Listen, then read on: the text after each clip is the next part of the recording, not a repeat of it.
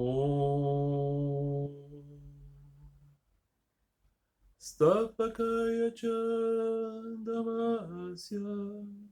Sarvadharma Svarupini Avatara Varistaya Ramakrishnaya Te Namaha. Saudações a ti, que pelos ensinamentos de vida reuniu o coração, o essencial de todas as religiões, caminhos, vias. A encarnação especial, a encarnação de nossa época. Saudações a ti, Thakur Sri Ramakrishna Paramahansa. Meus queridos amigos, estamos aqui nesse segundo episódio da série dedicada a estudar o Narada Bhakti Sutra, o grande tratado a respeito do caminho da devoção, do amor a Deus. Tradicionalmente indicado como uma pregação, uma ministração do próprio Narada Muni, um rishi, da literatura purânica, que eles que assistirem o primeiro episódio dessa série vão ter uma explanação um pouco mais completa a respeito de Narada, ainda que lá tenha sido também sintética, mas para que vocês conheçam o personagem. E esse tratado, esse Narada Bhakti Sutra, ele está diretamente relacionado com a tradição de Sri Ramakrishna Paramahansa. Sri Ramakrishna indicou pouquíssimas coisas como literatura. Na verdade, o que ele indicou mesmo foi busca por anseio, por amor e devoção a Deus. E ele, inclusive, muitas vezes indicou que a ideia de você se espiritualizar a partir de conhecimento de literatura espiritual poderia ser um equívoco, se mal compreendido, porque as pessoas poderiam compreender o conhecimento livresco intelectual como espiritualidade. E ele dizia que você pode ter uma pessoa totalmente erudita nas escrituras e essa não ter alcançado anseio por Deus. Mas, ainda assim, evidentemente, ele indicava que existiam literaturas que ajudavam, sobretudo aquelas que então ensinavam sobre amor e devoção a Deus. E ele dizia, não exatamente a respeito do Narada Bhakti Sutra, mas dizia a respeito da ensinança de Narada, que Bhakti, devoção, deveria ser com o espírito de Narada. Ou seja, a devoção conforme Narada ensina é a devoção que Sri Ramakrishna diz ser a verdadeira devoção. E então, a contemplação desse tratado tão tradicional, tão famoso, o Narada Bhakti Sutra, é muito diretamente relacionada ao ensinamento de Sri Ramakrishna. Faz muito mais sentido meditar sobre o Narada Bhakti Sutra do que, por exemplo, os livros de Shankara. Por quê? Porque Sri Ramakrishna dizia que o ensinamento do monismo seco, do caminho de Jhana, não é apropriado para esse tempo.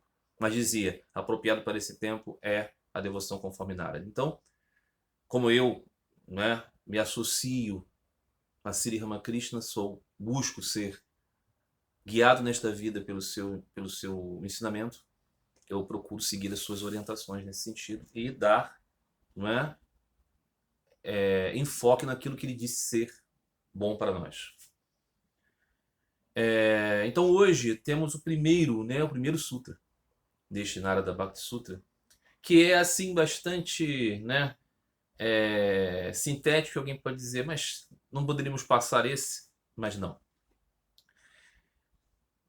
Característica dos sutras de uma literatura, essas literaturas fundacionais de uma teologia, elas são todas elas pautadas nesses sutras, nessas curtíssimas expressões, são todas importantes. E nós não devemos desprezar achando que é uma pequena introdução. Então, o que diz nesse primeiro sutra? A partir de agora, começaremos a ensinar devoção. Esses textos todos, textos de modo geral, eles têm muitas variantes de tradução. Então aqui, por exemplo, no Ocidente, muito famosa, muito conhecida se tornou a tradução do movimento da ISKCON, Sociedade Internacional para a Consciência de Krishna. A tradução feita por Swami Prabhupada, pelo menos boa parte do livro ele traduziu e comentou. Depois ele não continuou essa tradução, acabou falecendo e os seus discípulos completaram. Eu tenho essa versão aqui. Ele faz um pouquinho diferente a tradução, então ele diz: a partir de agora começa a explicação do serviço devocional à Suprema Personalidade de Deus. Essa é uma maneira que o Prabhupada gravou para estabelecer, evidentemente, as marcas da sua especial teologia. De modo geral, não vai ter Suprema Personalidade de Deus nesse primeiro sutra. E não vai ter serviço devocional também. De modo geral, as pessoas vão falar de devoção, ou também doutrina da devoção, caminho da devoção.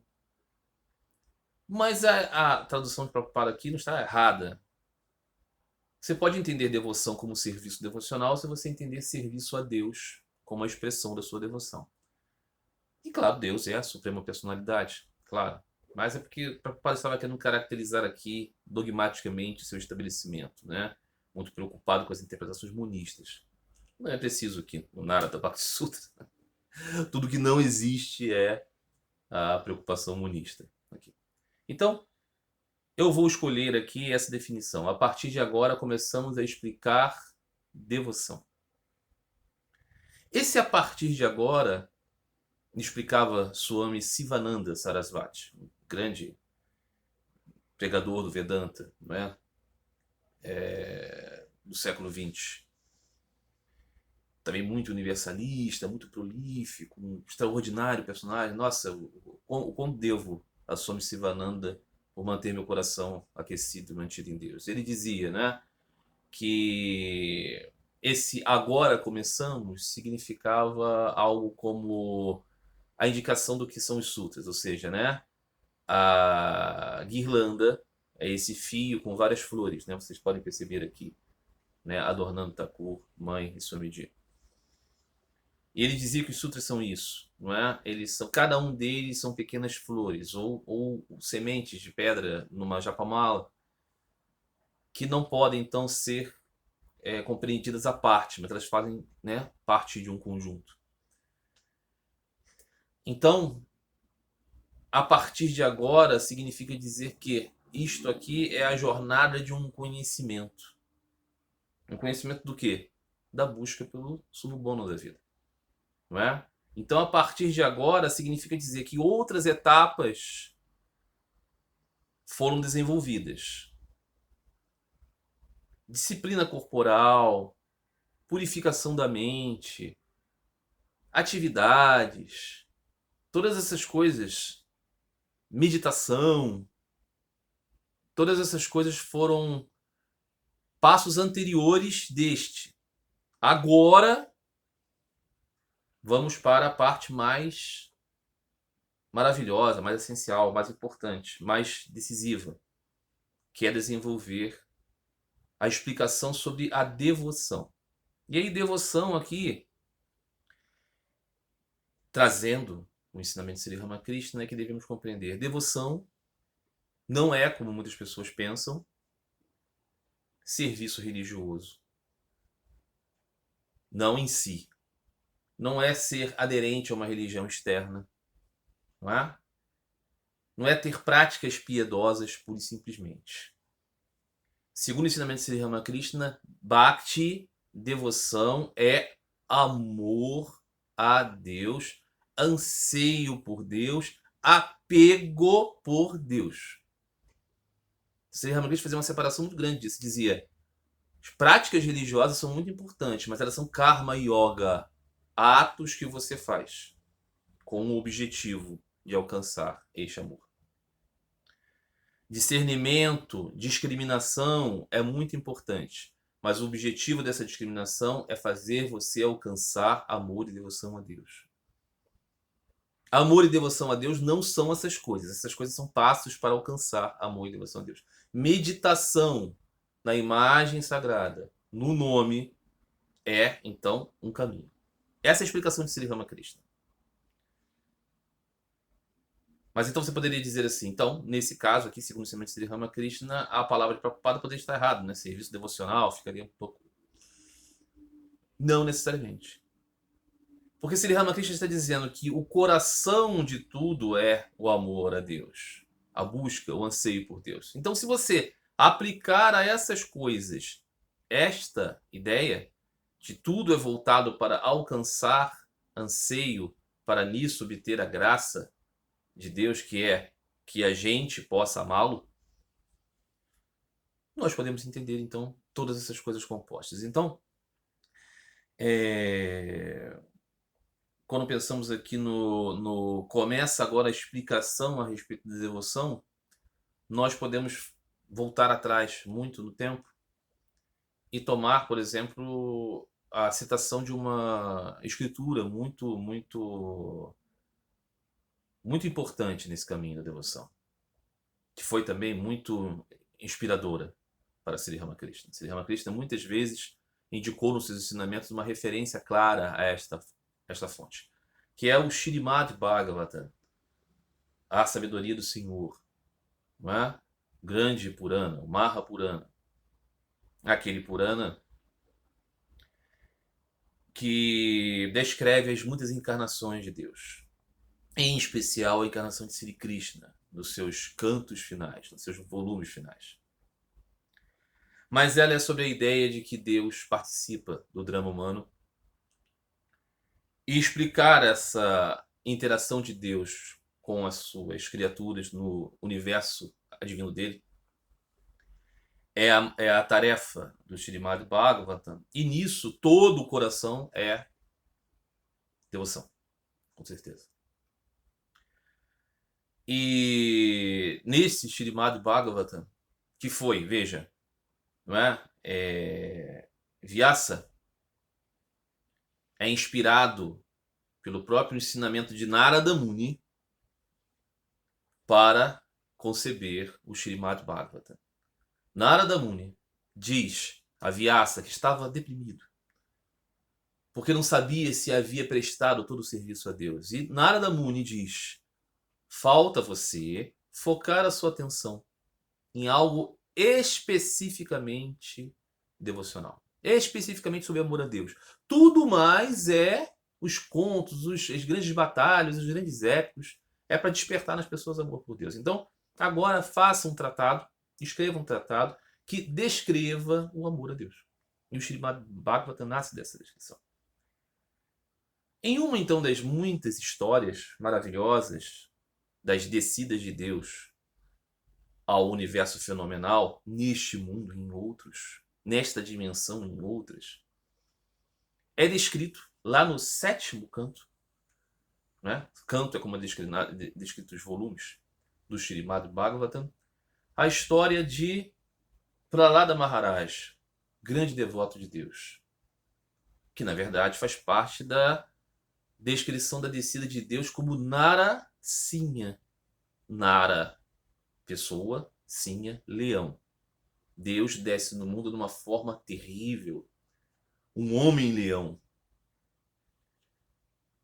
A narrativa dessa história descreve que, em um dado momento, na humanidade, existiu um rei muito poderoso, Hiranyakashipu. Ele era um homem muito dotado de poderes e de dons, porque ele tinha sido um asceta que tinha buscado de Brahma, o construtor do universo, o demiurgo da tradição védica, méritos para ser tão poderoso, para reinar no mundo como um deus no mundo. Que é o desejo de todos os tiranos, de todos os autocratas, não é? Ser Deus no mundo. Toda pessoa muito orgulhosa acha que é Deus, não é? Então, essa pessoa vai se impor contra o amor e a devoção a Deus, para que ela seja vista como a maior, não é? Hiranyakashipu, como vamos saber, ele é na verdade um grande devoto de Deus, um grande servo de Deus, que está cumprindo uma missão na grande lila do Senhor. Ele é o vilão do filme.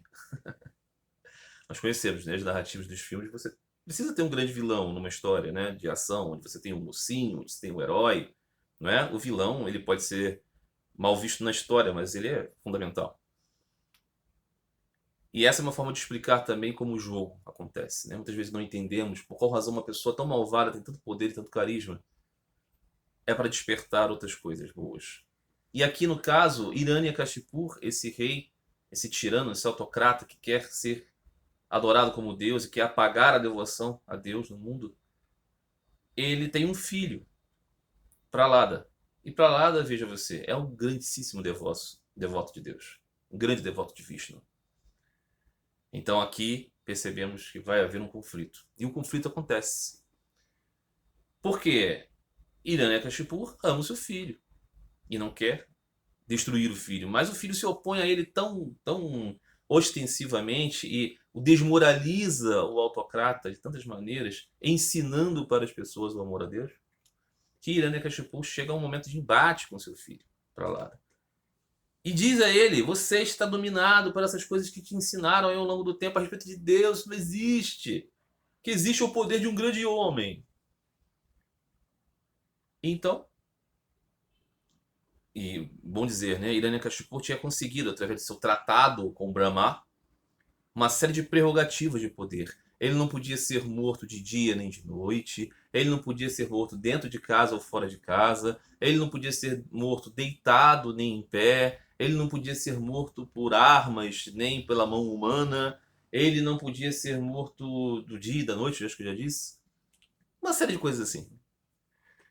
Não é? Cercou todos os cantos para dizer: eu vou reinar com poder absoluto porque eu consegui, pela minha sese, pelo meu dhyana e pelo meu karma e pelo meu Raja Yoga. Eu consegui dominar tudo. Porque eu não preciso de devoção. Devoção não, eu me tornei um deus. Assim, Hiranyakashipu pensava. E ele conseguiu essas proteções todas e reinou tiranicamente. Mas Prahlada Maharaj, o príncipe devoto, então, disse ao seu pai: não, pai. O objetivo da vida humana é adorar a Deus. E ele descreve no Srimad Bhagavatam, que temos uma versão, que aqui no Ocidente só existe essa tradução da ISKCON, do Swami Prabhupada. Aqui temos, né? Não sei se vocês conseguem perceber. Hiranyakashipu e o seu filho, Prahlada, no colo. E aqui nós temos Narasimha com Hiranyakashipu no colo. Início da história, final da história. Então isso aqui é um spoiler, né? Mas antes desse final, um tanto quanto tétrico,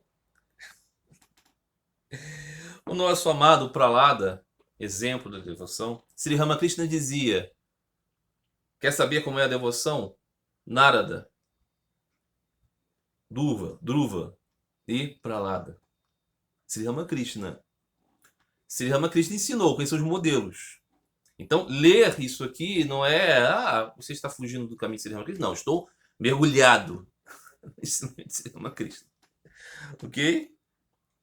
Então, o que Prahlada diz ao seu pai? Vamos ler aqui, então, no capítulo 7, canto 7, capítulo 5, versículos 23 e 24. Prahlada diz para o seu pai, que está dizendo para ele: Prahlada, é besteira essa coisa de Deus. Te ensinaram isso aí, meu filho. Por isso que você está com essas ideias piedosas.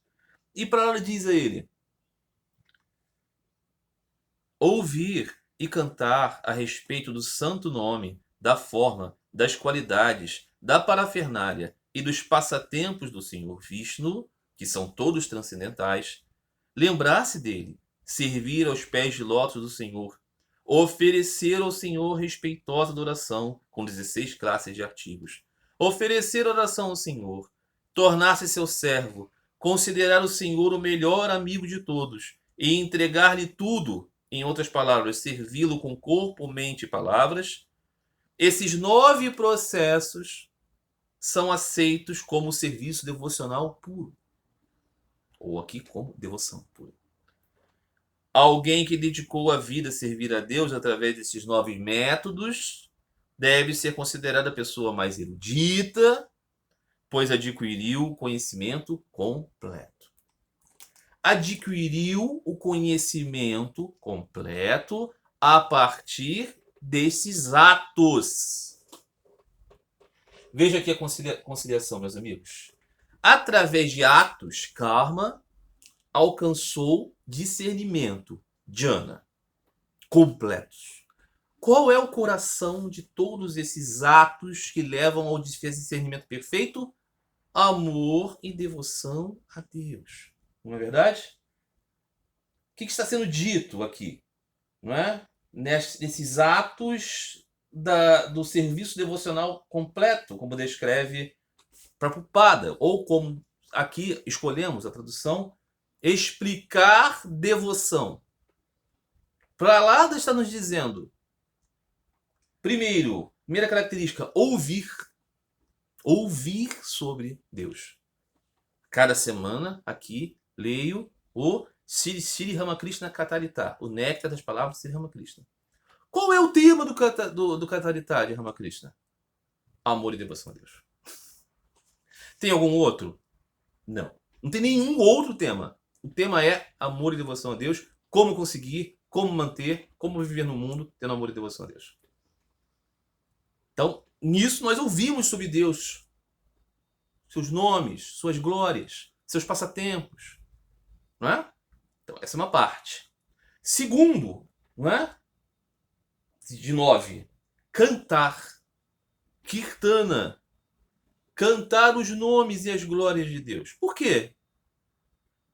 Diz na tradição cristã, né? Ancião Tadeu de Vitvinica, a qual eu sou muito devoto, e também Santo Agostinho, conhecido pai da igreja, diziam: aquele que canta ora 2 vezes. Por quê? Por que ora 2 vezes? Porque nós imergimos mais naquilo que estamos falando. Nós levamos o nosso coração, nós levamos a nossa intenção. Então cantar é importante. Tão importante. Talvez seja a parte mais próxima de nós. Lembrar constantemente. Ter sempre a constante lembrança de Deus. Né? Permanente lembrança. É um ato isso. Todas as coisas são atos. Mas são atos voltados para quê? Purificação da mente e do coração. Né? Esse é o terceiro. Qual é o quarto? Servir aos pés de lótus do Senhor. Não é? Como podemos servir aos pés de lótus do Senhor? Essa é uma questão, né, sempre colocada, né? Os pés de lótus do Senhor. Voltarmos nossa atenção para tudo aquilo referente ao caminho do nosso ideal. Não é? Aqui, por exemplo, estar sempre evocando o nome, a memória dos ensinamentos, fazendo com que pessoas conheçam esse caminho, eu estou nisso desenvolvendo serviço aos pés de lótus do Senhor. Não é? E qualquer um que faça isso dentro do seu ideal. Adoração à deidade. Isso é muito particular de certas tradições no mundo. Nem todas as tradições no mundo vão ter o serviço à deidade. Quase que todas as tradições, ou poderia até dizer todas, vão ter serviço no templo. Não é? Vão ter algum serviço voltado no templo. Mas particularmente, né, na tradição hindu, na tradição cristã, isso é muito considerado. Não é? O que é o serviço à deidade? O serviço à deidade é considerar que, como ensinou o Sri Sarada Devi, apenas transmitindo aquilo que Thakur ensinou, nós não temos aqui simples fotografias. Nós temos aqui a presença. Por que eu me esforço tanto a despeito de qualquer coisa para que vocês tenham o darshan? Porque aqui temos a presença. Dizia Sri Sarada Devi na sua beleza de instrução: onde está a sombra, está a pessoa. A fotografia é então isso, a presença. Um devoto perguntou à mãe: mas em todas as fotografias do mestre Thakur está? Ela disse: claro. Todas. Então, guirlandas, incenso, lamparinas, água, vestimentas, o cântico, alimentos, tudo isso diante do Senhor, não da sua imagem. Não é? O pensamento, né?